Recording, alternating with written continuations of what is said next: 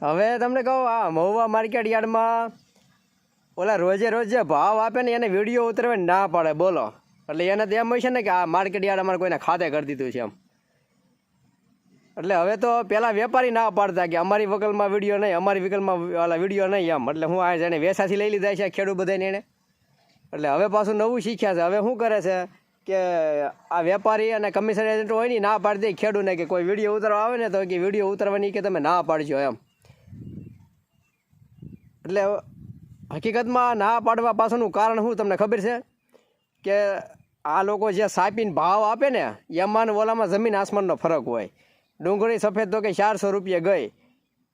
એટલે જો તમે લિસ્ટમાં જોઈ અને ડુંગળી તમે લઈને જવાના ત્યાં જાઓ ને એટલે 200 રૂપિયા કે 250 રૂપિયા તમને કાપી નાખે. ઓલા વિડીયોમાં તમે જોઈ જાઓ કે આ માલ એટલે ગયો છે ચાલુ હરાજીમાં તો તમે બીજેથી લઈને ન જાઓ. એટલે આ લોકોના આવા ધંધા છે મહુવા માર્કેટ યાર્ડના. તમને કહું ના પાડે છે એટલે કેવું પડે છો ને કે એટલે કે વિડીયો ઉતરાવા દેતા હતા કાંઈ વાંધો નહોતો. પણ હવે આ લોકો નવું શીખ્યા છે કે હવે ખેડૂતને દરેક ખેડૂત સુધી આ માહિતી પોગે છે વિડીયાના મારફતે. અને આ ચેનલોવાળા કે જે કોઈ હોય એ દરેક લોકોને માહિતી પોગાડે છે. તો હવે આ લોકો એમ કહે કે ભાઈ વિડીયો નહીં ઉતારવાનો, વિડીયો નહીં. અરે એ તમારો આગળ કહો એ જાહેર હરાજી છે, એ જાહેર હરાજી કહેવાય. અને એમાં કોઈ વિડીયો શું બધું થયા એમાં વિડીયો ઉતરે અને બધું ઉતરે. તમે 200-300 જણાની હાજરીમાં તો તમે હરાજી કરો છો તો એ શું થયું? એટલે આ કોઈ તમારી કાંઈ પર્સનલ પ્રોપર્ટી નથી કે તમે આમાં ના પાડો.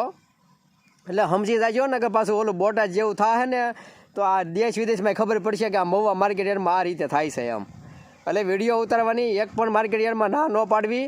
પોલીસ સ્ટેશનમાં ના નથી પાડતા અને કોઈ એવી જગ્યાએ હવે તમને કોઈ વિડીયા ઉતારવાની ના નથી પાડતા. લોકો જાગૃત થયા છે એટલે વિડીયા છે ને ઉતારી જ લેવાના. ના પાડે તો એના ખાસ મોઢાઈ લઈ લેવાના કે કયો ના પાડે છે એમ. વેપારી ના પાડે છે કે પછી ઓલો કમિશન એજન્ટવાળા હોય એ ના પાડે છે કે કોણ ના પાડે છે ને એના મોઢાઈ લઈ લેજો હવે ખાસ. એટલે ખબર પડે કે આ વ્યક્તિ જ ના પાડે છે એમ. અને વિડીયો ઉતારીને જે ના પાડે ને એમાં પછી માલ લખાવો નહીં બીજી વખત તમારે. લાટ છે વેચતે વેલા છે તમને કહું કમિશન એજન્ટો. એટલે એને વિડીયો ઉતારીને ના પાડે ને એને માલ વેચવોય નહીં.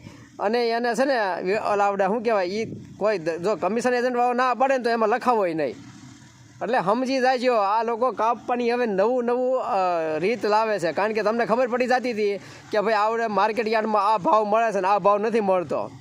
એટલે હવે નવું લાવ્યા લે વિડીયો નહીં ઉતારવાનો કે વિડીયો નહીં કે હે બંધ કરો બંધ કરો. એક ભાઈ તો ઓર્ડર થઈને કહેતા હે બંધ કરો વિડીયો કે એમ. હજી એને ખબર નથી આ રેલો આવશે હતી ગોચ્યા નહીં થોડો એક હોય હો હજી તો. હા વિડીયો ઉતરવાની ના પાડશો તો આ તો જ્યાં લગી ખેડૂત શાંતિથી બેઠા હોય ને ત્યાં લગી હારા. હા એમ. એટલે સમજી જાજો ના ન પાડતા મહેરબાની કરીને તમે કોઈ.